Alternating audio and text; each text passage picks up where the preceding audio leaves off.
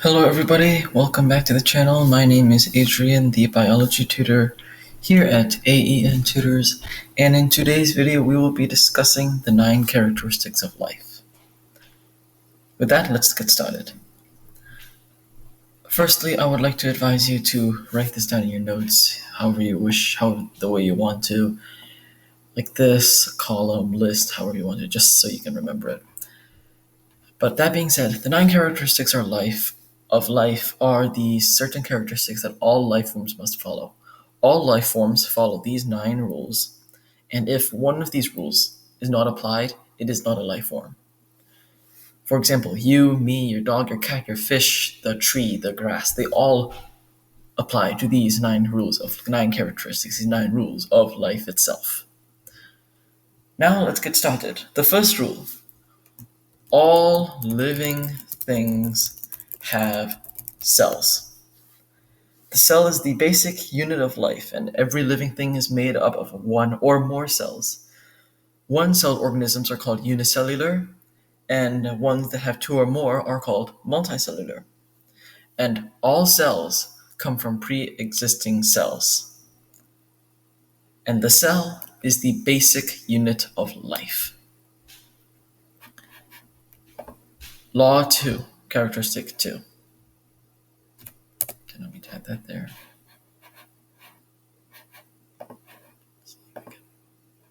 No.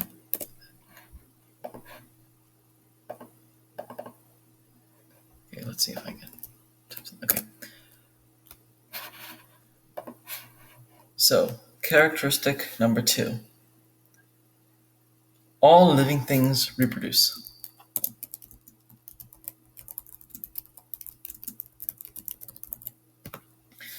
Now, we will get into reproduction later on in the unit, but the main purpose of reproduction is to produce offspring, which ensures the genes carry on from generation to generation. Essentially, the species survives.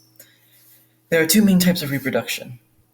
Type involving sperm and egg, which is often mammals, birds, reptiles, fish, which is called sexual reproduction, meaning that there are 2 organisms involved. A male and a female are involved to create offspring. The other type, not involving sperm and egg, is asexual reproduction, which is basically it just needs one parent, and that one parent can split itself in many different ways to produce another one of its kind, and it's identical. So sexual reproduction allows there to be a more widespread gene pool. The asexual reproduction is basically cloning. Basically it.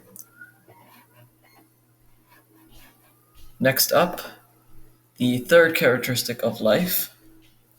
All living things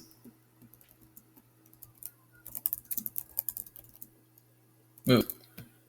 All living things must move. It must have some form of locomotion. And you might think plants don't move, so it might not apply to this. Actually, they do move. Within itself, they move. The cells in there move. They pass nutrients. They pass minerals. That is movement. It doesn't have to be physically moving like kicking a soccer ball, throwing a basketball, shooting a three-pointer. It doesn't have to be that. It just must move in some form. Next up, characteristic number 4. All living things have to acquire and use energy.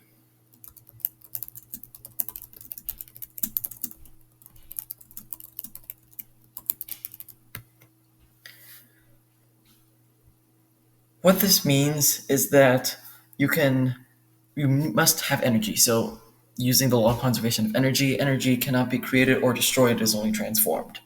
Some organisms called autotrophs use energy in the sunlight to make their own sugar and using a green pigment called chlorophyll, which is called photosynthesis. This is what plants do. Plants are autotrophs. Some organisms are heterotrophs, like you and me. We need to eat other animals to survive. We need to consume energy, which means we must eat the cows, we must eat the hata, we eat the bread, we eat the fruit, we eat all sorts of different organisms to acquire energy. Plants, they just make it on their own. They have like a built-in factory.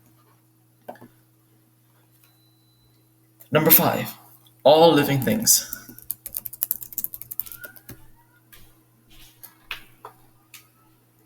grow and develop.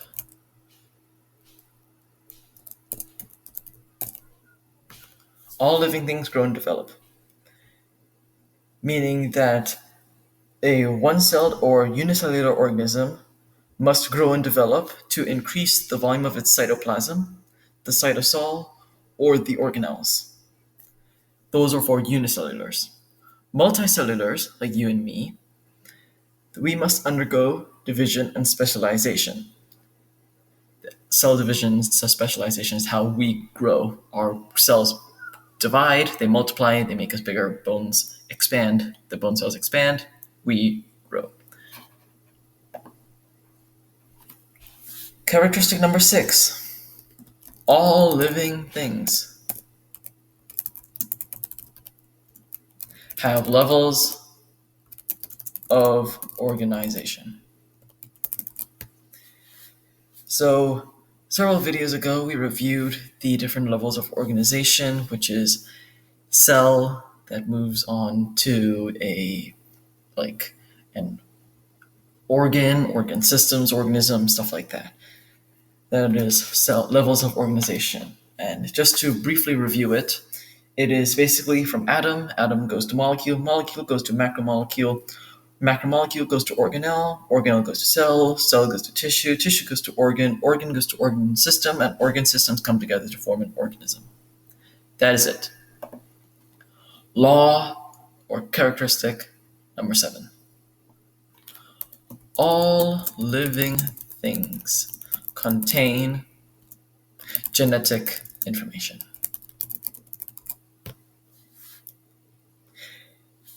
This genetic information comes in the form of a molecule called DNA, which stands for deoxyribonucleic acid. Deoxy, the D, ribonucleic, so N, deoxyribonucleic acid. And viruses contain the genetic information form of DNA or RNA. However, viruses are not life forms. So let me just put this here.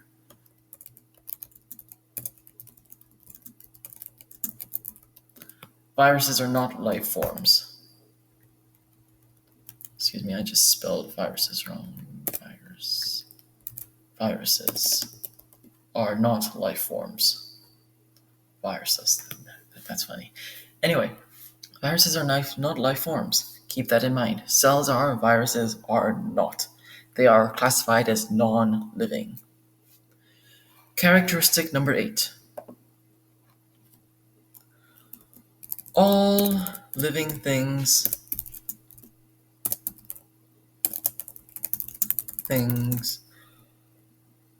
respond to their surroundings. Essentially, what this means is that all living things respond to change or stimuli in the environment. These changes could be external in the environment or their internal environment. This response brings an organism back to equilibrium or homeostasis, which is a constant internal state. It's like your body's internal AC system.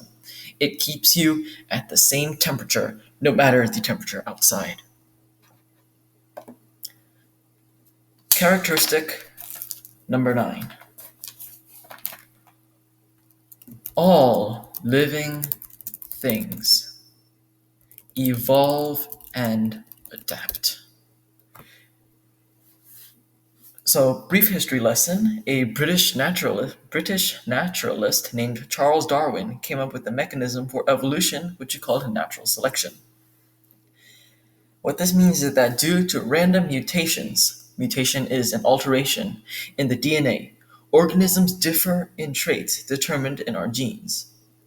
Individuals with traits or adaptations that allow them to survive and reproduce better than others are said to have more fitness, hence the phrase survival of the fittest. Evolve and adapt. We have evolved from small ape-like creatures like monkeys. We have evolved from there. We have evolved into the complex organisms that we are today because we had to adapt to our surroundings. We had to adapt to an ever-changing world, to the shifting of continents, rising of sea levels, recession of sea levels, new temperatures. We all had to evolve and adapt. This is why that from our root form of Australia, even though all of us have an ancestral root to, not Australia, excuse me, Africa. All of us have an ancestral root to Africa. We all look different because we all had to evolve and adapt to our different climates. People in Asia had to adapt to a tropical climate. People in Europe had to adapt to a colder climate. People who traveled to North America had to adapt to a more vibrant lifestyle. All things have to evolve and adapt. Now, finally, I've been intentionally saving this for last. Law 10. All living things. Just kidding, this law does not exist. There's no 10th characteristic of life. Because as said in the topic above, there are 9 characteristics of life. That concludes the video for today. Thank you all for stopping on by. Please remember to like and subscribe. It is free, it helps support the channel, and you can always change your mind. Again, this is Adrian, and I will see you in the next video. Bye-bye.